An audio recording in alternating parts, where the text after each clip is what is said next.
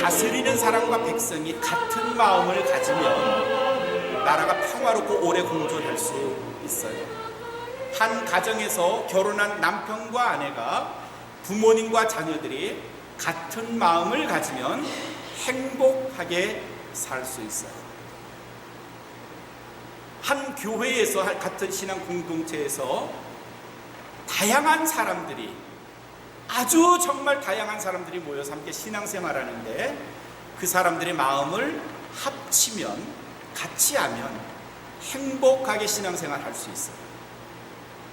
그러나 가끔씩 우리는 교회 안에서 그렇지 못한 모습을 우리가 경험하기도 했고 주위에서 보기도 하고요.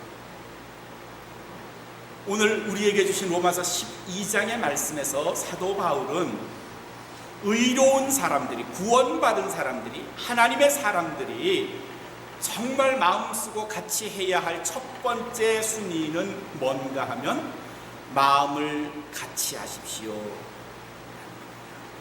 오늘 16절의 말씀, 사도 바울이 우리들에게, 로마 교인들에게 말씀을 하십니다. 마음을 같이 하며 한 마음을 품으세요. 그런 말이죠.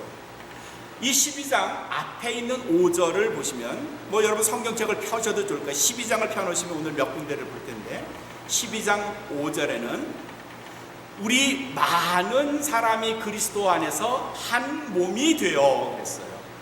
우리 많은 사람들이 그리스도 안에서 한 몸이 되어 서로 지체가 되었느니라 그랬어요.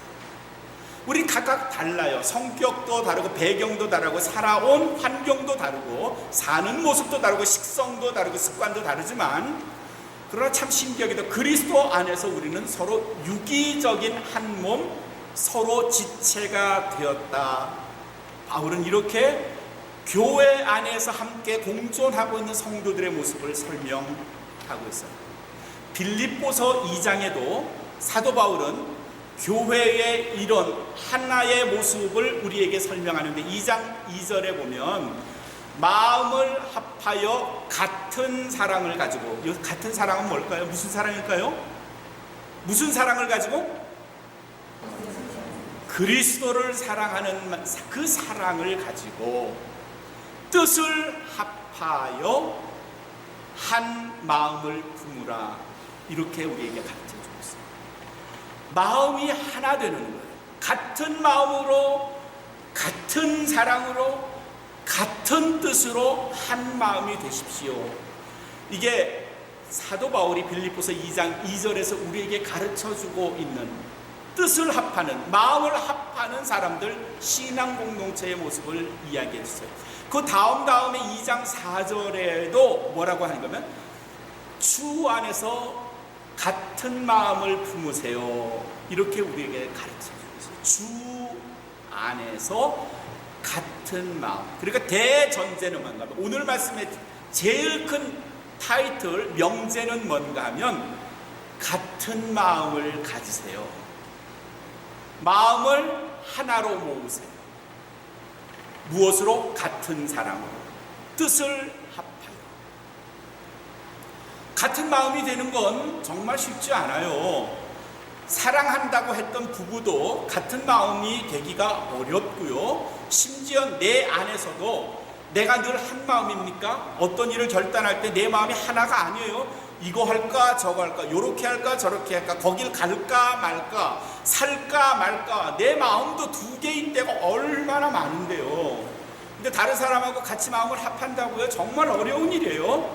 근데 바울은 오늘 말씀에서 계속되는 말씀 가운데 세 가지를 우리에게 권면하면서, 여러분들이 이런 마음을 가지시면 마음을 하나로 합할 수 있습니다. 그렇게 이야기합니다. 마음을 같이 하여, 그 다음에 있는 첫 번째 우리가 해야 할, 가져야 할 마음은 뭔가 하면, 높은 곳에 마음을 두지 마세요 그랬어요. 높은 곳에 마음을 두지 말고 차라리 낮은 데 거하십시오 그래요. 높은 데 마음을 두지 말라는 말은 뭘까요? 교만한 마음을 갖지 말라. 겸손하세요. 그런 말이에요. 빌립보서 2장 3절에서 바울은 또 우리에게 이렇게 가르쳤어요. 겸손한 마음으로 각각 다른 사람을 나보다 낮게 여기세요. 겸손한 마음으로, 머리를 꼿꼿이 들지 말고 늘 다소곳한 마음으로 다른 사람을 자기보다 낮게 여기십시오. 그런 말이에요. 겸손한 마음을 품으라는 거죠. 다른 사람의 입장에서 다른 사람의 처지를 들어주고 그의 입장에서 같은 마음을 갖는 게 우리가 마음을 하나로 하는 첫 번째 비결이랍니다. 근데 참 쉽지 않아요. 내가 아는 만큼 남에게 자랑하고 싶어 하는 마음이 우리에게 있고요, 가진 만큼 다른 사람을 좀 굴복시키거나 다른 사람이 나를 부러워하게 하거나 다른 사람에게 좀 당당해 보고 싶은 게 우리 마음이에요. 무엇 좋은 걸 가지고 있으면 자랑하고 싶고요, 높으면 억누르고 싶고요, 이게 우리의 마음입니다. 그러니 겸손한 마음 갖는 게 정말 쉽지 않아요. 많이 알면서도 자기의 아는 것을 자제할 줄 아는 사람이 정말 성숙한 사람이지요. 아는 건 하나인데 떠버리는 건 5개, 10개인 사람들이 우리 주변에 너무 많아요. 입만 열면 뭐 그냥 과장하고 뭐 모든 걸 다 알고 모든 걸 다 해봤고 이런 사람들이 주변에 정말 많아요. 그러니 겸손하기 참 어려워요. 그러나 바울은 그렇게 겸손하지 않으면 그리스도 안에서 우리가 같은 마음 품기 어렵습니다. 그렇게 설명하네요. 그렇게 가르쳐 주시네요. 여러분, 가정에서 자녀들과 부부가 신앙 안에서, 교회 안에서 많은 분들과 한 마음으로 행복하게 신앙생활 하기를 원하세요? 겸손하십니다. 다른 사람을 나보다 낮게 여기는 그런 아량 성숙한 마음이 필요해요. 두 번째 17절의 말씀을 볼까요? 아무에게도 악으로 악을 갚지 말고 모든 사람 앞에서 선한 일을 도모하라, 선한 일을 계획하라 그랬어요. 17절을 줄이면 선한 일에 참여하십시오, 착한 일을 하십시오, 그런 뜻이에요. 착한 일 뭐가 있을까요? 한번 꼽아볼까요? 어떤 일이 착한 일이죠? 더우시면 입이 얼어붙는네요. 그렇죠? 난 추우면 입이 얼어붙는 줄 알았더니 더우면 입이 얼어붙네. 착한 일이 뭐예요? 어려운 사람 도와주는 거 맞습니다. 또 그거 하나밖에 몰라요? 착한 일이 뭐예요? Good work. 나쁜 생각을 품지 않는 것. 또 고맙습니다. 또 내 이웃을 사랑하는 것. 네, 고맙습니다. 또 예수님을 섬기는 것. 근데 여기서 선한 일이라 그랬으니까 네, 그것도 선한 일이에요. 여러분이 생각하는 선한 일 많아요. 남을 도와주는 일, 우리가 구제하는 일, 이런 것도 아주 중요하고요. 진실하게 사는 것, 거짓 없이 사는 것도 아주 중요해요. 근데 바울이 오늘 이 말씀을 아무에게도 악한 것으로 갚지 말고 모든 사람 앞에서 선한 일을 도모하십시오라고 말했는데, 이 선한 일은 우리가 생각하는 남을 돕고 진실하게 사는 것도 물론 당연히 포함돼요. 그런데 이 오늘 본문 말씀 앞에 읽으면 이 선한 일이 무엇인지를 조금 더 우리가 알 수 있는데, 로마서 12장 14절을 누가 읽어주시겠어요? 14절에 보니까 김종한 목사를 박해하는 자를, 핍박하는 자를 축복하세요. 축복하고 그를 do not curse him, 그를 저주하지 마세요. 지금 착한 일을, 선한 일을 도모하라고 했는데 그 선한 일이 앞에 설명을 좀 들으니까 그냥 다른 사람을 도와주고 일으켜 세우고 내가 있는 걸 좀 나눠주고 하는 것뿐만이 아니고, 내게 못된 짓을 하는 사람, 내 욕을 하고 다니는 사람, 나를 함정에 빠뜨리려고 하는 사람, 나를 모함하는 사람, 그 사람을 축복하래요. 축복해요. 그리고 축복하고 저주하지 마세요. 그 다음 절 15절에 보면 어떤 말씀이 있는가 하면, 즐거워하는 자들과 함께 즐거워하고 우는 자들과 함께 울어라. 즐거워하는 자들과 함께 즐거워하고 우는 자들과 함께 울어라 하는 말은 누군가 하면 누구든지, 여러분 주변에 있는 누구든지, 여러분과 가깝든지 멀든지, 친하든지 친하지 않든지, 여러분의 축복을 해주고 싶은 사람인지 저주를 싶어해주는 사람인지를 막론하고 누구든지 그가 기뻐하면 함께 기뻐해주세요. 그가 슬픈 일을 향해서 눈물을 흘리면 그의 손을 잡고 함께 울어주세요.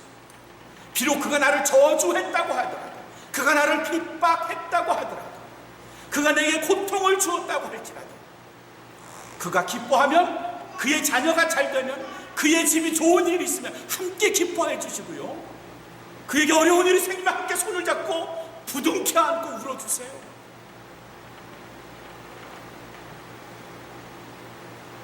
이 14절 15절의 말씀을 보니까 착한 일이, 선한 일이 그저 좋은 일, 그저 도와주는 일, 이렇게 간단한 일이 아니라 우리의 약점을 찌르는 듯한 말씀이에요.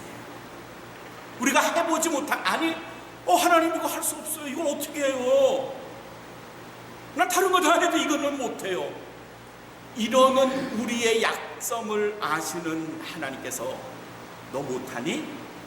나는 너한테 그렇게 했는데 너 못하겠어? 나는 너를 위해 내 아들 예수 그리스도를 주었는데 너는 그 엄청난 사랑을 받고도 그 작은 거 하나 못한다고? 우리의 약점이에요. 내가 신앙생활을 열심히 하지만요, 내가 다른 건 다 해도요, 목사님 그것만은 못하겠어요. 어떻게 그 사람이 나한테 어떻게 했는데요? 그 사람이 내게, 우리 가족에게 어떻게 했는데, 내 욕을 얼마나 하고 다녔는데, 나를 얼마나 못되게 내게 못되게 굴었는데, 근데 그 사람의 손을 잡아주라고요? 그 사람의 아픔에 같이 참여하라고요? 그 사람의 기쁜 일에 가서 함께 축하해 주라고요? 그 사람의 생일상에 내가 함께 가서 같이 먹으라고요? 목사님 그건 못해요. 저도 여러분도 같은 마음일 거예요. 근데 바울은 그런 우리들에게 악으로 악을 갚지 마세요. 그리고 모든 사람 앞에서 선한 일을 하시는데, 그 선한 일이라는 건 뭔가 하면은 그를 위해서 축복해 주세요. 그가 여러분을 핍박했다고 하더라도, 박해했다고 하더라도 축복해 주시고요, 저주하지 마세요. 그가 즐거워할 때 함께 즐거워해 주시고, 아파할 때 함께 아파해 주세요. 사랑하는 여러분, 지금 이 순간 이 사도 바울의 말씀을 여러분 듣고 잊어버리거나 지나치고, 하나님 그 다른 건 다 해도 난 여전히 그걸 못해요, 이렇게 대답하실 수 있을 거예요. 말씀 앞에서 순종하십시다. 그럴 의지를 가지십시다. 어떤 인생도 그 인생에 못 박지 않은 사람이 없을 거예요. 누구라도 내 인생에서 나를 아프게 한 사람이 있어요. 그렇죠? 내가 다른 사람은 다 용서해도 그 사람은 난 용서 못해, 이런 사람이 있을 거예요. 그리스도인이 그런 마음을 가지면 안 됩니다. 잠언 24장 17절에 잠언이 우리에게 주시는 말씀에, 내 원수가 넘어질 때에라도 즐거워하지 말고, 내 원수가 넘어질지라도 즐거워하지 말고, 그가 엎드러질지라도 마음에 기뻐하지 말라. 예수님은 이 모든 걸 모아서 뭐라고 말씀하신가 하면은, 내 원수를 어떻게? 증오하라?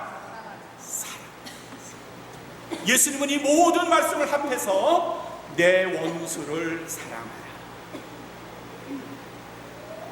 마음을 합하는 두 번째 비결은 뭔가 하면요, 선한 일을 도모하는데, 그 선한 일은요, 그냥 나누는 일도, 진실하게 거짓 없이 사는 일도 해야 하지만, 우리들의 아킬레스건, 우리의 약점, 우리가 할 수 없는 것, 아니 하고 싶지 않은 우리의 아픈 그곳을 건드리시면서, 이제는 해야 돼, 이제는 해야 돼, 그래 이제까지 네가 안 하고 넘어왔다마는 이제는 안 돼, 이제는 그를 품어야 돼, 이제는 그의 손을 잡아야 돼. 이제는 그를 이해하도록 노력해야 돼. 이제는 그 사람에게 즐거움을 함께 나누고 아픔을 함께 나눌 마음을 가져야 돼.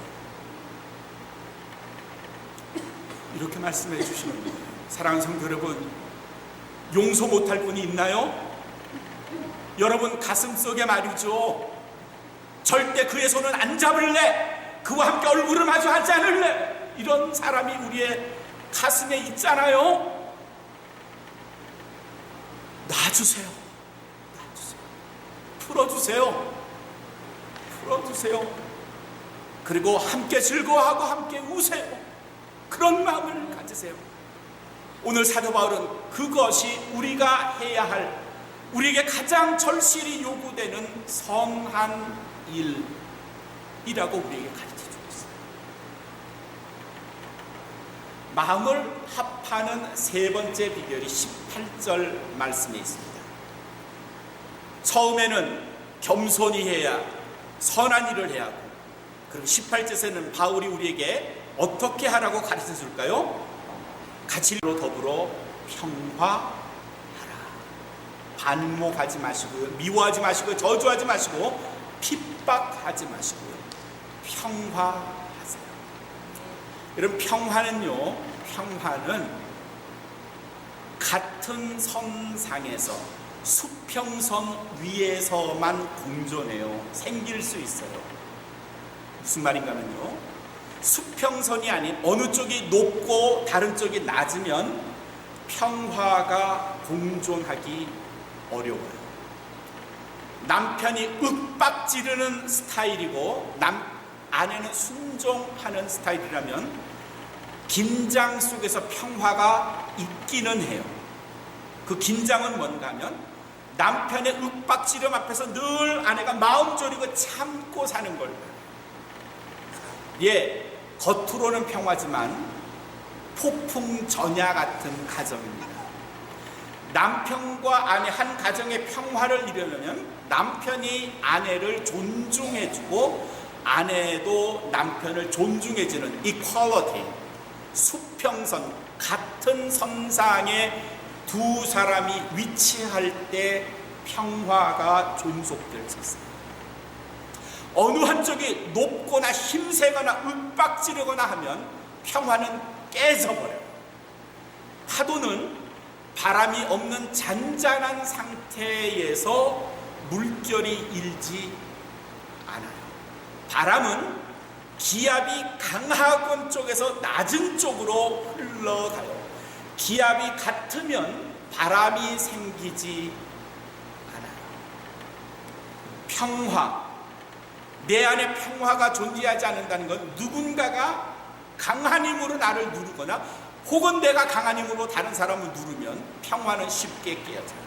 한반도가 위험하다 하는 이야기는 북쪽에서 평화, 이 이퀄리티, 수평선을 깨는 핵무기를 가지려고 하니까 한반도 동아시아가 위험하다 이렇게 말하고 있습니다.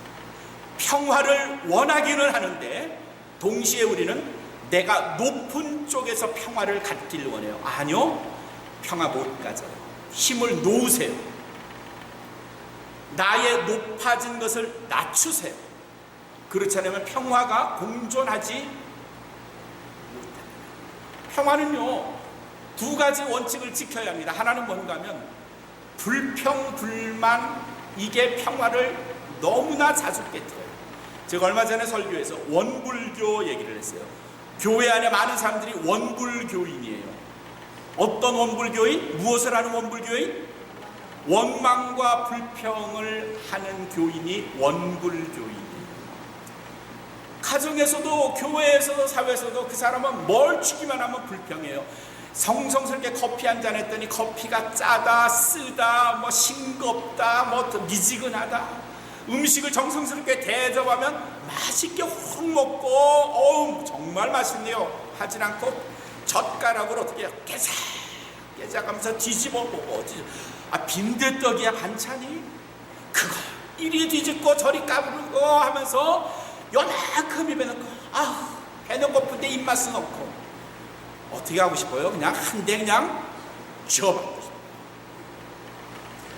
불평은요, 사람 사이에 있던 좋은 감정, 좋은 관계를 깨뜨려 버려요. 불평할 수 있어요. 찾아내면 무지 많은데 불평을 안 하는 이유는 뭔가 하면, 그 불평을 찾아내기보다는 그 안에서 감사함을 찾아내면 불평이 줄어들어요. 원망이 줄어들어요. 원망은 주로 누구한테 합니까? 원망은 누구한테 해요? 나한테 하는 경우보다 다른 사람에게 하는 일이 월등히 많아요. 결국 다른 사람을 타박하는 거고요, 그 사람 탓을 하는 거고요, 좋았던 관계들은 깨지고요, 평화는 더 이상 공존하지 않아요. 존재하지 않아요. 줄이세요. 원망 불평을 줄이세요. 그래야 평화할 수 있습니다. 부부간에도요, 성도들 간에도요. 원망과 불평을 줄이는 첫 번째 원칙이 있다면, 평화를 지키는 두 번째 원칙은 뭔가, 다른 사람을 존중해 주는 거예요. 리스펙트예요. 리스펙트. 다른 사람의 말을 인정해주고 존중해 주는 거예요. 저 사람이 말하면 그냥 한마디를 싸붙여가지고 그 사람을 아주 그냥 떡을 만들어 버려서 다시는 말 못하게 하는 이런 것들, 존중하는 태도가 아니죠. 다른 사람을 존중하는 태도가 아니에요. 다른 사람을 인정해 주잖아요. 리스펙트 하잖아요. 나보다 못 배웠고, 나보다 신분이 낮고, 나보다 가진 게 없다 싶으면 무차별적으로 그 사람을 공격하는 습관이 우리에게 있다면, 난 평화를 깨트리는 피스 브레이커예요. 피스 브레이커. 평화를 깨트리는 자, 저 북쪽의 김정은과 별 다를 바 없는 거죠. 다른 사람을 인정해 주세요. 그의 말도 경청해 주고요. 그게 평화를 지켜나가는 방법입니다. 되도록이면요, 말도 해야 되겠지만 리스너, 듣는 사람이 되어주세요. 그게 평화를 지켜나가는 방법이에요. 오늘 사도 바울은요, 우리에게 마음을 같이 하여 그랬어요. 한 마음을 가지라는 거죠. 그러려면 여러분들은 겸손해야 되고요, 그리고 다른 사람이 아파할 때 함께 아파하고, 즐거워할 때 함께 즐거워하고, 울 때 함께 울어야 하는, 원수까지도 사랑하는 마음을 가져야 하고요. 세 번째는 평화하라고 우리에게 가르칩니다. 그러면 여러분은 그리스도 안에서 한 마음이 될 수 있다, 이렇게 우리에게 설명을 해줍니다. 한국에 제 어릴 때부터의 아주 친한 친구가 있습니다. 지금도 뭐 계속 일주일에 몇 번씩 서로 연락하는, 작은 중소기업을 운영하는 사장이기는 하지만 열심히 신앙생활하는 제 친구 한정열 집사가 있습니다. 그 친구가 어저께 갑자기 제 설교를 오늘 아는 것처럼 요한복음 13장 34절과 35절의 말씀을 묵상하는 말씀으로 올려 보냈습니다. 세 계명을 너희에게 주노니 너희가 서로 사랑하라. 내가 너희를 사랑한 것 같이 너희도 서로 사랑하라. A new covenant, a new command I give you. Love one another. As I have loved you, so you must love one another. 내가 너희를 사랑한 것 같이 여러분도 사랑해야 합니다. 그리고 이어지는 35절의 말씀은 뭔가 하면, 너희가 서로 사랑하면 이로써 세상 사람들이, 모든 사람들이 너희가 내 제자인 줄 알리라. By this, 이로써 everyone will know that, 모든 사람이 알게 될 것입니다. 무엇을? You are my disciple. 너희가 나의 제자인 것을 어떻게 하면? If you loved one another. 너희가 서로 사랑.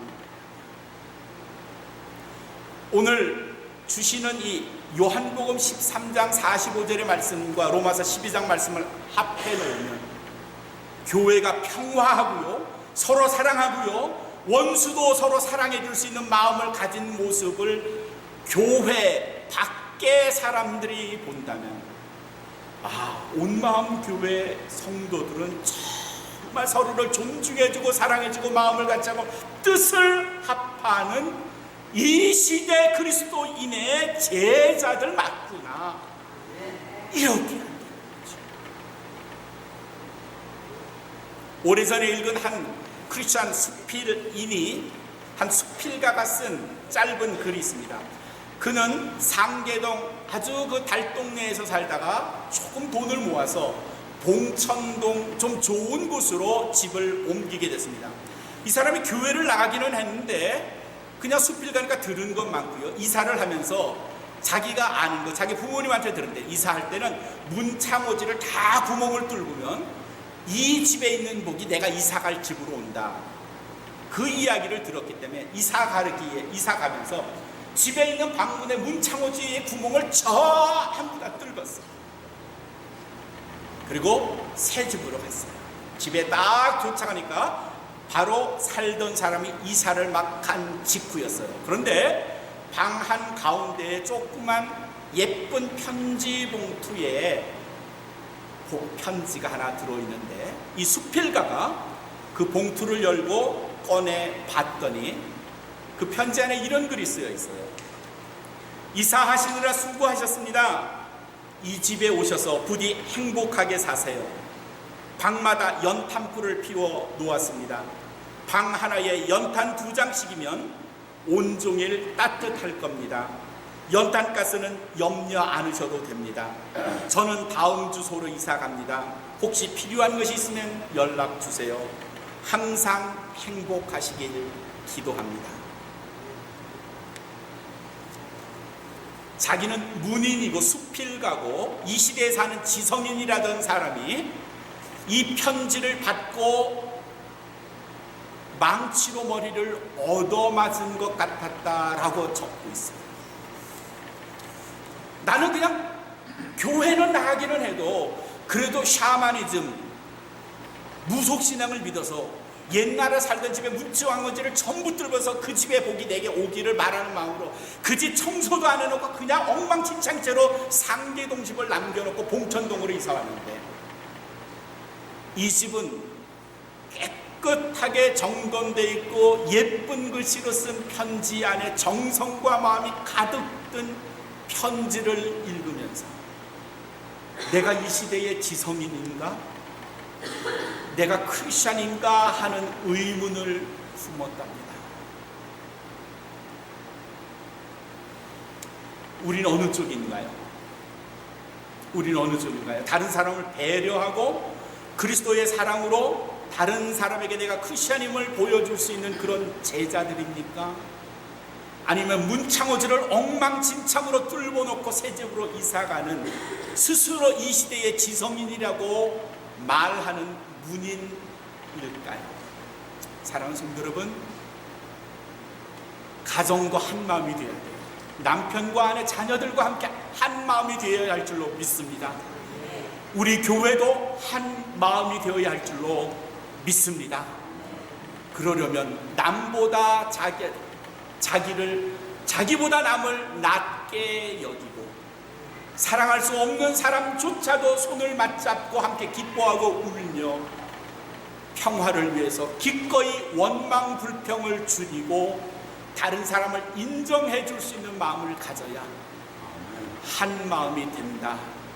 바울은 오늘 그렇게 말씀해 주고 계세요. 이제부터 내가 하지 못한 것들이 있다면 오늘 말씀을 통해서 새로운 결단을 하시고 그래서 이 교회가 하나님 안에서 한 마음, 온 마음으로 나아가는 우리 온 마음 교회 모든 성도가 되시기를 주님의 축원합니다.